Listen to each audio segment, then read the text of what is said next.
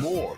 It's Terry Henne and his Farm Show on 100.5 and 790 News Radio WSGW and online WSGW.com. A mostly sunny good morning to you. I hope your day is going well for you, wherever you might be. Terry Henne here at Radio Center, along with Matthew Lester. A little bit of sunshine out there right now. Very welcome. And a little bit of a breeze out there, too. Quite frankly, we need both, because what we received over the last 24 hours was not welcome at all. We'll get to the rainfall amounts here in just a moment. But Matthew, what do we have on the thermometer right now? Well, over at the airport, it's sunny at 48. Over in Midland, it's sunny at 49. Here at Radio Center, it's partly sunny at 48. We have west winds at 18 miles per hour, gusting up to 29, and our pressure's at 29.93, and it's rising. A little bit on the warm side here. You go further north, obviously it's cooler. Get into the Upper Peninsula, you're running anywhere from the mid-30s into the low 40s. For us, Ann Arbor right now is coming in at 51. Detroit is at 54. Jackson is looking at 50 degrees. Looking at 53 down in Monroe. Mount Clemens is at 51. Port Huron is coming in at 50 degrees. And Port Huron picked up a little bit better than 1.25 inches of precipitation over the last 24 hours. We had quite a system move through, not so much during the day as it did overnight last night. Severe weather, in many cases hail, and a little bit of snow mixed in with it too. Some gusty winds, but the thunder and lightning was probably the premier feature as far as the system that did move through. We had 3 or 4 individual cells that, as they moved from southwest Michigan across the southwestern and then the south central part of the lower peninsula, began to gather strength. And by the time it got here, they had broken up and then reformed into 2 or 3 major cells. And those were the ones that moved through more than likely your back porch and gave you the amount of precipitation that you received. Over in Michigan's thumb, it's quite common to see 1 inch of rain. The Gagetown area had about 1.5 inches. Sandusky looking at 1.4. Around the Millington area, better than 1 inch. Frankenmuth about 9/10. Indiantown picking up a little bit better than 1 inch, 1.1 inches. Quantico picking up right around 1 inch. St. Charles, Chesaning, looking at rainfall amounts of 1 inch, if not more. A little bit less in the Crump area, 2/3 to 3/4 of 1 inch there. And then moving up into northern sections of Aranac County, 6/10, 7/10, but then Edenville, 1.3 inches of rain. Breckenridge looking at 1 inch. Ithaca, anywhere from 1/2 inch to 3/4 of 1 inch there. Lennon picking up almost 1.5 inches. St. John's, north of Lansing, picking up 1 inch and 1/3. Some of the other locations, Midland, you're looking at close to 1 inch. As we said, Port Huron, 1.23 inches. In the immediate Saginaw area, looking at 0.69 of an inch. Flint broke a record as far as precipitation tallies go, 0.84 of an inch. Auburn, better than 1 inch of rain. The Bad Axe, Fillion, Port Austin areas, 0.6 to 0.9 of an inch of rain. Looking in Tuscola County, Caro, 0.9. Cass City, close to 0.9. Vassar looking at 0.9. Back 40 in Richville, more than 0.9 of an inch there. 1.3 in the Lexington area over in Sanilac County. Owasso had 1.5 inches in the last 24 hours. Lapeer, 0.92. Then you get down a little bit further into southeast Michigan. Not quite as much. Matter of fact, Saline in that particular area, if they picked up 2 or 3/10, that was about it. Northern Michigan, Tawas looking at 0.8. The Gaylord area just under 0.4. Gladwin had 0.67 of an inch. Harrisville, 0.6. Petoskey, a little bit further north, they had 0.8. West Branch looking at 1 1/10 inches of precipitation. The Mayo area, 3/4 of an inch. And let me see. I think there was one other that kind of jumped out at me. I can't find it right now. No precipitation, or if we do get any, it's going to be a glorified drizzle. That'll be tomorrow. We'll be watching a real weak wind shift line drop down through the state tomorrow. That's because of a low pressure system moving away from us and a high pressure system over Minnesota. That's going to be pulling some cooler air down over the lakes. And as a result, the lake effect machine is going to take place. We're looking for a high temperature tomorrow of only about 46. And obviously the water is quite a bit warmer than what that is. So that's why you're going to see clouds and maybe a spotty light sprinkle here and there. But today, sunshine, we should peak out at right around 50 degrees, maybe a tad warmer than that, and it will be breezy. We have that west wind, as Matthew said, gusting to pretty close to 30 miles per hour. That is going to pick up a little bit more as we go into the afternoon. And then tonight, it's still going to be gusty out of the west, but the wind gusts will be more along the lines of 20 to 25 miles per hour. The west wind will continue tomorrow. Again, partly cloudy, maybe some spotty drizzle around. Temperatures tomorrow, 46 for a high, 29 for a low tomorrow night. And the reason why that is we're going to see a west wind becoming northwesterly overnight tomorrow night, but decreasing in speed, about 10 miles per hour. And during the day on Saturday, partly cloudy skies, should be a nice day. It'll be a little cool, though, looking for a high of only 43 on Saturday with a northwest wind. So we will have a wind chill to contend with. Upper 20s for a low with partly cloudy skies on Saturday night. Sunday, we'll have a little bit more in the way of sun. Upper 40s, maybe right around 50 degrees. Upper 30s for a low on Sunday night. Then Monday, Tuesday, Wednesday, and right now it appears as though Thursday will be partly cloudy to mostly sunny throughout the period, with temperatures starting off in the low 50s, and we'll be moving into the upper 50s once we hit midweek and toward the end of the work week next week. There is going to be the chance of some precipitation by the end of the week, and then it looks like a little bit of a break for next Saturday, not this coming, but the following Saturday, and then there will be a chance of some precipitation again on Sunday. Long range, as if you haven't gathered, much above normal for this time of the year, all the way through the 22nd of the month. Precipitation values will be below average until we get a little bit closer to next weekend, when we are going to see those values turn around and become at least normal, if not a little bit above. Normal high for this time of the year is 49. Record low on this, or normal low is 34. Record low is 16. It was set in 1991. The record high set in 2020. We had about 3 or 4 days where we had record highs on the COVID year.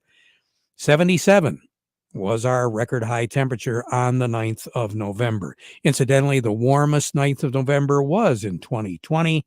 Our high was 77. Our low was 57.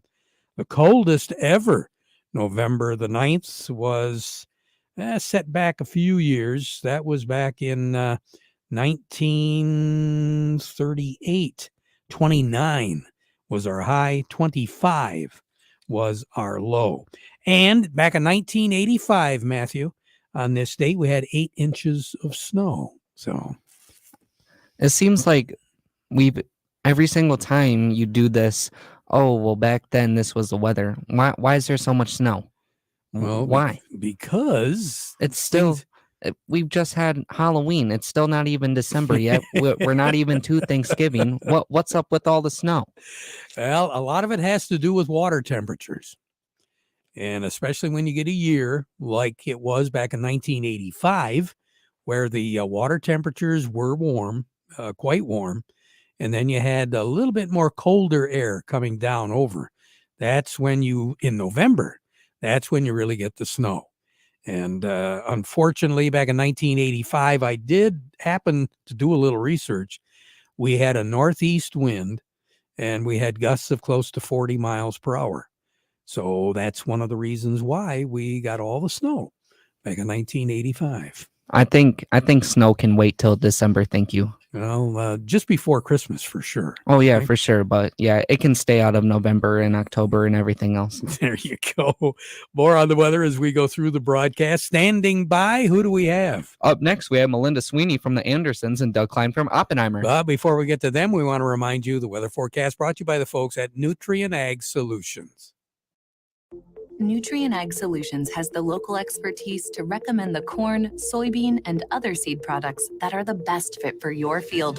Plus, unparalleled agronomic support with products and services to unlock yield potential and improve crop performance from planting to harvest. Ask about our financing options to help you get more from every acre and lead the field. Visit your local Nutrient Ag Solutions branch or go to nutrientagsolutions.com. They say there's a secret to growing a great crop. At Nutrient Ag Solutions, they beg to differ. It all starts with a strong foundation, and when it comes to fertilizer, there's no question that Titan XE drives dry fertilizer performance. They've been unlocking the potential in every prill of dry fertilizer with biocatalyst technology for over a decade. Visit lpi.ag/Titan or contact your Nutrient Ag Solutions crop consultant to drive your crop's potential today. Farm Service brought to you today by the Michael Sarr Crop Insurance Agency. They're licensed to serve all of Michigan with both conventional and organic crop insurance. And if you have a chance to talk to a farmer and ask him if he does have crop insurance, the chances are pretty good that he was dealing this past year with the Michael Sarr Crop Insurance Agency. Maybe you should too. As we move forward into 2024. Their agents, you can reach them directly on their cell for questions or emergencies, or you can call them up in the office in Reese, 989-868-4722. Be prepared with the Michael Sarr Crop Insurance Agency. We say good morning to Melinda Sweeney over at the Andersons. And Melinda, what are the markets doing right now? And currently we have corn down 4, beans down 9, and wheat down 14. You know, we had a pretty, I was going to say, we had a pretty good day yesterday. Are we just giving it back? Yeah, we're giving back a little of yesterday's Black Sea headlines gains. Beans are trying to balance the South American weather, mostly in central Brazil. And we've traded 35 U.S. vessels sold to China in the last 2 days that we haven't really seen make too much of a hiccup, as we have a USDA report coming out at noon here. Trades thinking we have a slight increase in yield on corn, which is a marginal small increase on domestic carryout. No one's really thinking much of a change on beans, but the bulls are kind of trying not to calculate any of the recent sales as the USDA report goes off of the last day of last month. So 31 days, so last Tuesday, two Tuesdays ago. Yeah. The market's still pretty volatile, and the data could shock the market. So we'll see what the USDA has in store for us today. It's going to be real curious to see as far as their livestock report comes out. That's going to be coming out here relatively soon.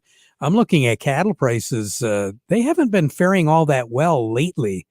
And today, the last time I looked at the Mercantile Exchange, we saw the beef complex trading about $3.50 to $4.50 to the downside. That's a pretty major move there.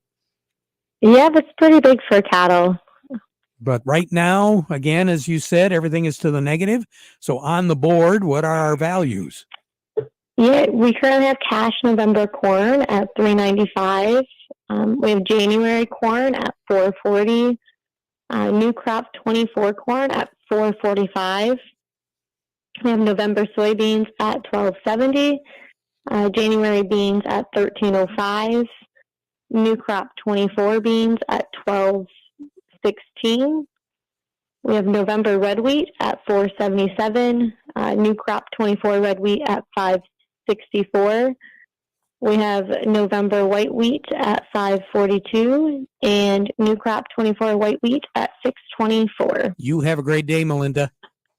Thanks, you as well. You bet. Melinda Sweeney over at the Andersons. Doug Klein joining us right now from Oppenheimer. The Market Report brought to you by Steiner Tractor.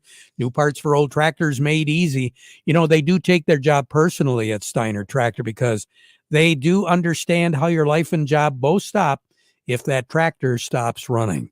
Whether you want to show it off or make it work for you, they do have the new parts for those old tractors at Steiner Tractor. You can go online at steinertractor.com, or you can give them a call at 800-234-3280. And the Market Report also brought to you by the Frankenmuth Credit Union. They do have lines of credit, equipment loans, financing for purchasing land, credit cards, and more. Stop by any of their conveniently located offices today and see how they can become your hometown financial solution. Find out more by going to frankenmuthcu.org. Doug Klein, government report coming out at noon. I don't know about these things. Oh, my. Manipulation, no doubt. That's what I think. I don't know.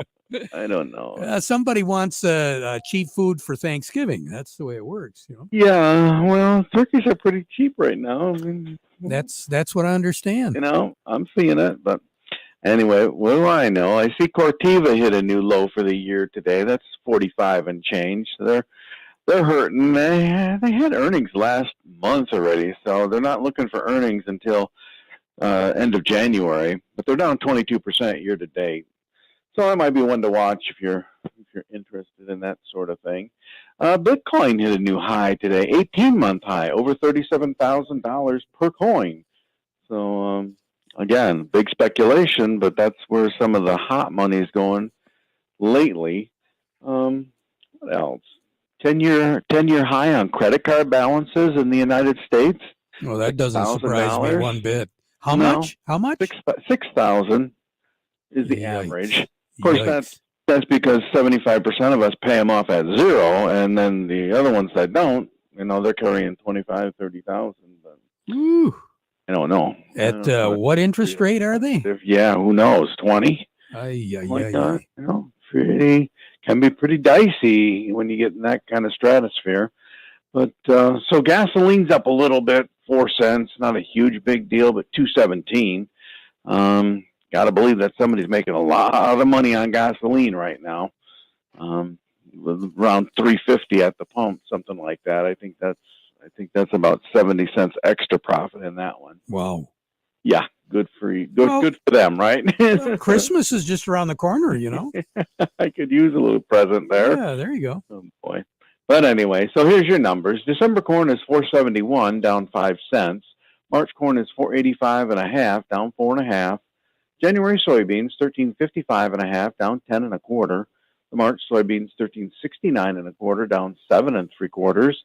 December wheat is 5.78 3/4, down 13 1/2. And March wheat is 6.04 3/4, down 11 3/4. So crude oil quit going down, is now at 76.28, up 95 cents. Heating oil is 272.32, down 2.5 cents. Gasoline is 217.38, that's up 4.5 cents. And natural gas 330.5, that's up 8.5 cents. Over to currencies. Canadian dollar, US dollar buys $1.3764 at the border, that's down 27 ticks. The dollar buys 151.02 yen, that's up another 5 ticks. The euro's at 107.08, that's unchanged. And the dollar's at 105.50, down 10 ticks. Gold is at 1968.30, up 10.50 an ounce. Silver's 23.02, up 30 cents. And platinum's at 864.40, down $3.50. All righty. Talk to you tomorrow. Okay, will do. Thanks, Doug. Doug Klein over at Oppenheimer. Standing by, who do we have, Matthew? Up next, we have Jerry Samalski from the Bay Landscaping and Garden Center, and we also have Ed Benkern from Nutrien Ag. Yep, we'll have the plant of the week coming up in just a moment, but first this. Incoming! Don't worry, it's not raining elephants. That's just the sound of Dairyland Seed delivering our strongest silage lineup ever. Again, get ready for even better trait quality, even greater tonnage potential, and even more milk per acre. See how Dairyland seed silage outperformed the competition in your area at showmethesilageyield.com. That's showmethesilageyield.com. Like you, we never settle. There's more sugar, in fact, better sugar in every seed we sell. For more than a century, we put innovation to work in the service of growers who plant Crystal brand sugar beet seed. With varieties developed especially for your growing area, you can be confident your success is always our top priority. This season, and for seasons to come, choose a seed partner who shares your priorities. The beauty of a family farm is that everyone pitches in to get things done. There is nothing like the smell of a sugar beet field during harvest or a meal served off the tailgate of a pickup. This is Jeff Karst, your ACH Seeds representative, with a friendly reminder to keep safety a top priority this harvest season. Please encourage your crews to be cautious with fieldwork and drive safely as they deliver this crop. You've built an impressive legacy, one that is certainly worth protecting. Thank you for your continued business again this year. ACH Seeds, growing with you. Farm Service brought to you today by the folks at Quality Roasting of Reese, offering competitive, consistent prices for your soybeans. Give them a call for a quote today. Jerry Samalski on the line with us right now. And Jerry, you prayed too hard. Yeah, boy, we had an inch and 7 out in our neighborhood, Terry. It was a good heavy rain. Wow, that was something else. The plant of the week, I hope it takes water. It does, Terry. Before we get there real quick, I just wanted to mention, today we're at the Baronet ISD Career Center, and we're talking about careers in agriculture and how we're going to get more students and people interested in agriculture and working in our industry. So it's a good day. Yeah, it but sure plant is. Plant of the week is Hamacypris. It's, again, big class of family. There's Alaskan wheat here, and then there's Mops cypress. And neither one of them are cypress nor cedars, but they're Hamacypris. It's a large family of plants. They're evergreens, a wide array of color, texture, and they're not as commonly used. The other nice thing about it for evergreens, Terry, is it's not number one on the deer hit parade. So that, they'll leave them alone a little bit more than a lot of other plants. There isn't much out there that we can say deer won't eat at all, but they're pretty good. And you've got them at the nursery. We do. We have all kinds, and we're here now at winter hours, so we're here weekdays till 5. All righty. You take care, Jerry. Have a good time out at the Skill Center, all right? Will do. All righty. Jerry Samalski, Bay Landscaping and Garden Center in Essexville. Craig Voorhees with a Rummel Agency joining us right now. And Craig, some folks are wrapping things up. Other folks have got a little bit more work to do. We don't have Craig right now. We have Ed Benkert from Nutrient Ag. That's right. I'm sorry. Ed Benkert, yesterday we couldn't get the phones to work. Today I can't get my brains to work. How you doing? Not too bad, Terry. How about yourself? Hey, not too bad. We got a little bit more rain than we really would have liked, don't you think? Yeah, we did. We were just, making a pretty good run on corn and beans, trying to get beans finished up and, getting into corn, and the moistures are starting to drop, but now we're just going to have to wait a little bit to let this ground dry out. The forecast does look good, so I hope you're right. And the wind and sun is welcome. Just going to help the corn dry down and get that test weight up a little higher. But something I would be cautioning producers a little bit, especially for fields that didn't get a fungicide. Now that we're getting deep into the fall, just taking a real good look. If you put some boots on right now, or just stay out, wait till it dries out. But get out in that corn and do some push tests, and especially hybrids that maybe have a little weak stalk, just to make sure they're standing okay. Those would be some fields you may want to target when it does dry out and you get back going, to possibly harvest before some other hybrids. Might be a really good idea to scout the fields, especially this year with corn. Yes, it will. Yeah, I mean, we're getting into November, and as you guys were talking earlier, snow. We just got to watch this corn. So far, it looks good. I've been in a lot of fields. I've got a lot of plots off. The yields are really good. But, there's still a lot out. And if Mother Nature continues to give us what she's been giving us, we just need to take a look and make sure that the stuff's going to stand, and maybe target those fields that are a little weak. Good advice. Ed, always good to talk. You take care. We'll talk to you again. All righty? Okay. Yeah. Thank you, Terry. Ed Benkert with Nutrien Ag. Now we have... Yep. Up next, we have Craig Voorhees from Hummel Insurance.